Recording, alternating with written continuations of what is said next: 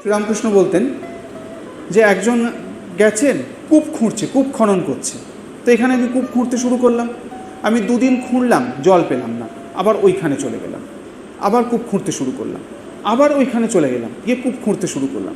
আমি কিন্তু 10 বছরেও কোনো কূপে আমি জল পাবো না, ওখানেই আমাকে খুঁড়তে থাকতে হবে।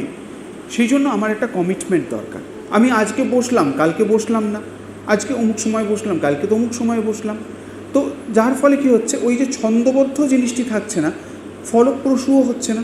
প্রতিদিন যদি কেউ বলতে পারে যে আমি প্রতিদিনই বসেছি, এই যে বলা হয় যে আপনারা এত সংখ্যক জপ করবেন, সে সাধককে বলা হয় প্রতিদিনই ওই সংখ্যক জপ যদি কেউ করে, তাহলে সে একই জায়গাতে একইভাবে সে খুঁজছে।